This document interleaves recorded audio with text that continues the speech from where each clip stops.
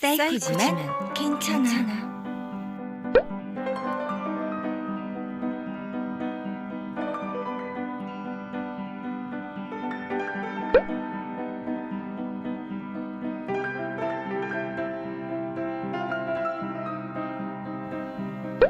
문강태 30세 정신병동 보호사 김수현.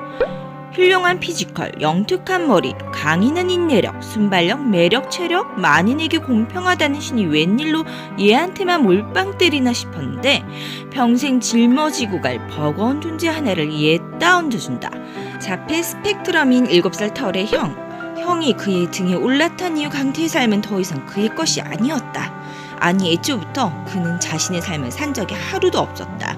형은 봄이 되고 나비가 날아들 즈음이 되면 어김없이 어떤 악몽을 꾸었고 그때마다 거처를 옮겨다니며 떠돌이 생활을 해야 했다. 그래서 배골는 나날의 연속이었고 제대로 된 고등교육은 사치였고 어차피 1년도 못 채우고 헤어질 거 절대 깊은 인연 만들지 않았고 버거운 생계 앞에서 늘 낮은 보폭으로 살아온 참 거지 같은 삶이었다.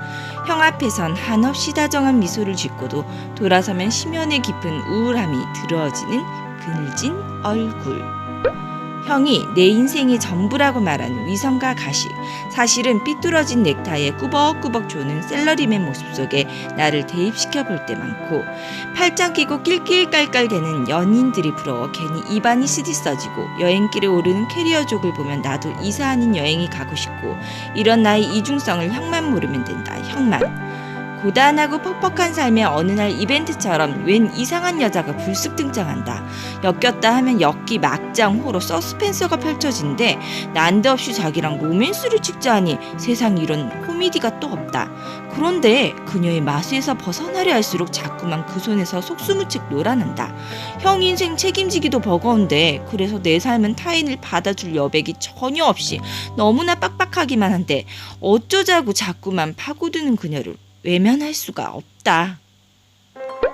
조재수, 강태 친구 자영업, 강기퉁. 강태에게 팔 하나쯤 떼어줄 수 있는 유일무이 절친. 때려 죽여도 문강태편. 강태가 형과 함께 전국을 떠돌던 청소년 시절 치킨 배달을 함께하며 우정을 키운 사이 하나없이 가벼운 존재가 단 3초도 입을 다물지 못하는 공포의 주둥이. 양계장집 아들답게 어려서부터 닭만 먹어 그런가 닭대가리. 그래도 내 친구 배골는 꼴은 보기 싫어 요식업을 떠나지 못하는 의리남. 강태가 가는 곳이면 전국 팔도 어디든 따라가는 붕어똥. 그래서 둘이 그렇고 그런 사이로 오해받기도. 하필 그때의 상태가 재수씨라고 불러주면 남들은 그 재수씨가 재수씨인 줄 알고 정말 묘한 눈으로 둘을 쳐다보기도. 근데 또 그 시선 즐길 줄 아는 인생. 모든 게 나긴 참 해맑고 유쾌한 녀석. 고문영 30세 인기 아동문학 작가 반사회적 인격 성향 서예지.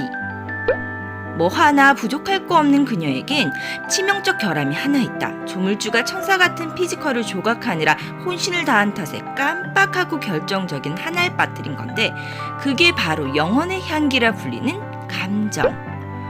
애초에 향기 없는 꽃으로 태어났으니 벌가나비가 꼬일리 만무. 혼자는 당연했고 외로움은 익숙했다. 불량품을 만든 자가 죄니? 불량품이 죄니? 그녀는 조물주를 탓하며 난 모든 심판에서 면제라는 생각으로 아주 제멋대로 막대먹게도 산다. 현실과는 조금 동떨어진 시대착오적 의상과 헤어를 즐긴다. 화려하고 가한 스타일링은 자기 가시용이 아닌 자기 방어용 전신 갑주 같은 거다. 세상에 들키고 싶지 않은 자신의 연약한 진성을 감추기 위한 일종의 보호막이다. 이렇듯 강렬한 존재감으로 시선 강탈하게 만드는 그녀 앞에 어느 날 아주 흥미로운 먹잇감이 포착된다. 고된 삶의 절규가 담긴 그의 눈빛을 본 순간 알았다. 내 놈은 나의 운명이로구나. 그런데 남자의 저항이 만만치가 않다. 그럴수록 승부욕이 끓는다. 호기심이 탐욕이 되고 탐욕은 집착이 되고 집착은 어느새 간절한 갈망이 된다. 나의 이런 감정도 과연 사랑일까? 내가 대체 왜 이러는지 이 요동치는 마음속 파장들이 대체 다 무엇인지. 난 면역이 없는데 그래서 죽을 것처럼 아프고 괴로운데 이딴 것들이 뭔지 제발 하나하나 좀 가르쳐 줄래? 그렇게 너를 통해 배우다 보면 나한테서도 영혼의 향기가 날 수 있지 않을까? 문상태 37세 자폐 스펙트럼 오정세. 발달장애 상급의 고기능 자폐, 강태의 삼촌이 아니고 친형이다. 놀라운 암기력과 타고난 그림 실력을 갖췄다. 스킨십에 상당히 야박하며 애정 행각을 극도로 싫어하니 좀 매정하다 할 수 있겠으나 그는 이렇게 좀 유별나게 태어났을 뿐 비정상이 아니니 있는 그대로를 받아주시라. 좋고 싫고가 확실하다. 소음, 터치, 불결, 폭력, 거짓말이 싫다. 특히 남이 뒷머리를 만지면 미친 듯 발작한다. 그날의 사고 이후 그에게 뒤통수는 폭탄 스위치다. 좋아하는 것은 그림, 공룡, 고길동, 줄무늬 셔츠, 그리고 고문형. 강태가 상태바락이라면 상태는 문형바락이다. 눈 뜨고 일어나면 문형의 동화책을 찾아 더듬거리고 틈만 나면 그녀의 동화책 여백에 그림을 그리고 밤마다 문형의 동화책을 읽다 잠이 드는 게 일가일 정도로 고문형 작가의 그의 작품을 깊이 애정하는 열성팬이다. 타인의 미세한 표정을 관찰해서 상태의 감정을 읽는다. 상태는 늘 버릇하면 동생의 낯을 살핀다.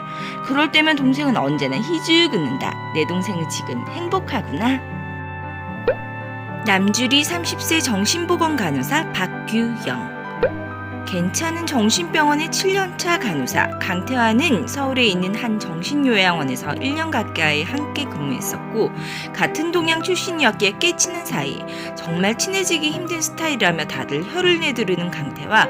퇴근 후 맥주 한 잔 같이 기르기까지 그녀가 얼마나 공들이고 애를 태웠는지 아무도 모를 터. 타인에게 워낙 방어적인 강태에게 감히 좋아하는 티도 내지 못하고 전전긍긍하던 어느 날 문영이 강태 앞에 나타나자 심장이 서늘해진다. 초등학생 시절 자주 잠깐 그녀와 같은 반이었던 줄은 알고 있다. 그녀가 얼마나 섬뜩하고 무서운 아이인지. 어떻게든 강태 곁에서 문영이를 떨어뜨려놔야 하는데 맘처럼 잘 되지 않는다.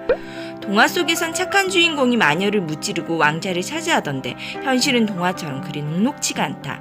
그렇게 소심한 그녀를 지킬해서 하이드로 변신하게 만드는 건 바로 술. 알코올이 들어가 이성의 끈을 싹둑 잘라놓으면 그녀의 숨겨진 또 다른 자아가 튀어나온다. 오지양 원장, 김창완.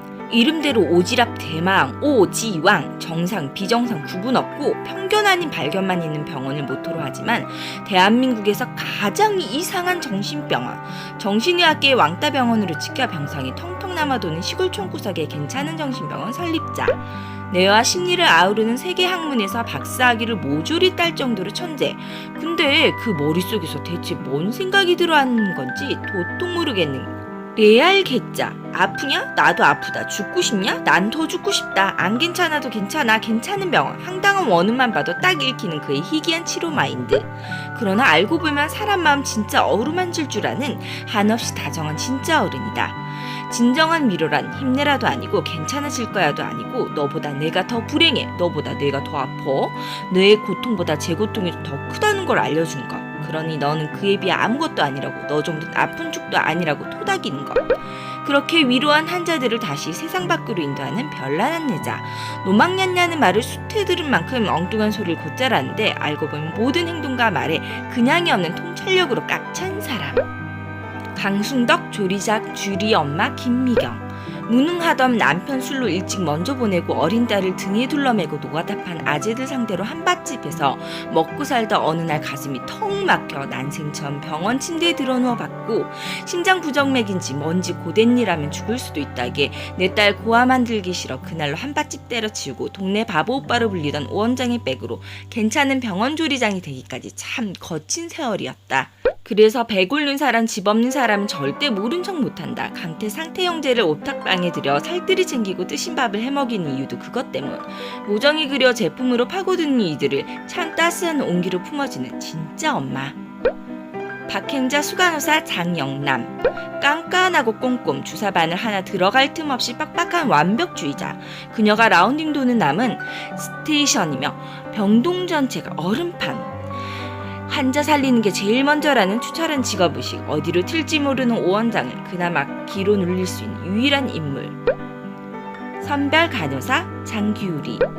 경력 3년차 간호사, 주리와 단짝, 밝고 사교성이 좋아 환자들과 친밀한 유대를 형성하지만 그 환자들로 인해 상처를 받을 때마다 직업적 소진 번아웃이 오기도. 그러나 환자들이 간식 하나만 툭 주고 가도 감동의 눈물, 콧물이 주르르. 건민준 정신과 전문의 서준.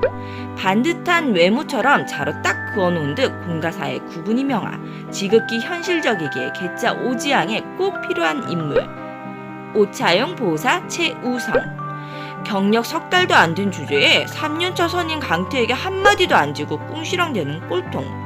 걸치고 다니는 폼새 보면 딱 봐도 부유한 집안 자식. 그러나 말본새 보면 딱 봐도 집에서 내놓은 성인 ADHD. 환자들과 전쟁 같은 매일을 보내면서 중2에서 차츰 고2쯤으로 성장해 간다. 고대한 문영의 아버지 이얼. 진단명 기질성 치매, 건축문화인상을 수차례 수상한 유명 건축가. 원래 무뚝뚝한 성격이라 지 엄마처럼 어야둥둥하지 않았을 뿐 외동 딸인 문영을 참 많이 사랑했고 애달파했고 그만큼 두려워했다. 그날 이후 극심한 스트레스와 불면증으로 뭐 하나 고장난 사람처럼 머릿속이 삐걱대더니 종양이 들어앉았다. 수술과 재발을 몇 차례 반복한 끝에 몸도 정신도 세해졌고 그렇게 치매가 왔다.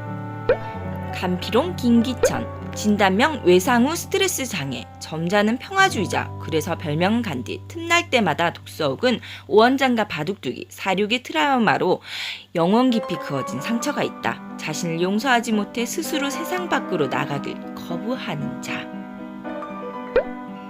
주정태 정재강. 진단명 알코올 의존증. 술이 인생의 전부. 불을 보면 늘 술이 땡긴다. 한때 우수 소방대원 표창을 받을 정도로 열혈 소방관이었으나 정작 하마로부터 자신의 아내와 아이를 구하지 못한 죄책감에 술에 의존하게 됨.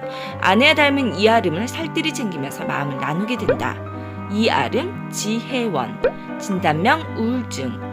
내성적이며 감성적, 유독 눈물이 많다. 긴 연애 기간에 미처 몰랐던 남편의 폭력성, 이유로 알 수 없는 폭력과 폭언을 꿋꿋 견디는 동안 자존감이 잃어갔고 그로 인한 스트레스로 아이도 잃게 되면서 우울증이 왔다. 박옥랑 강지은. 진단명 경계성 인격장애. 과거 무명의 연극배우였다. 대사 한 줄 읊을 수 있는 기회조차 주어지지 않아 수차례 성형을 반복. 그럴수록 자존감은 낮아졌고 열등감은 높아졌다. 나를 드러내기 위해 애를 쓰며 자해를 계속했다. 도희재 작가의 서쪽 마녀의 살인 시리즈 강팬이다. 유선혜, 주인영. 진단명 해리성 인격장애. 어려서부터 이상한 헛소리를 자주 했다. 귀신에 씌인 아이로 부모에게 버림받아 무당 할미의 소양딸로 자랐다. 어느 날 점을 보러 온 오원장에게 해리성 인격장애 진단을 받는다. 강은자 배혜선. 진단명 정신병적 우울증. 더위에도 아랑곳 않고 늘 여우쇼를 두르고 다니는 부유층 만화님. 입만 열면 딸자랑의 돈자랑이다. 이상인 아동문화출판사 상상이상 대표 김주헌. 문영이 쓴 동화의 편집자로 시작해 이제 어엿한 출판사 대표. 문영을 작가가 아닌 셀럽으로 성장시키고픈 야망 꿈. 그걸 또 해내는 끈기. 곁에서 버티는 도끼. 문영이 저지르는 사건 사고 딥스숲 전담한 벌써 10년째. 그 세월 인내하며 얻은 거라곤 엄청난 돈. 그리고 돈 먹이면 다 해결된다는 속물근성. 그 근성으로 돈을 끝물 박스에 담아 안기면 피해자들이 입을 봉하는 처세술.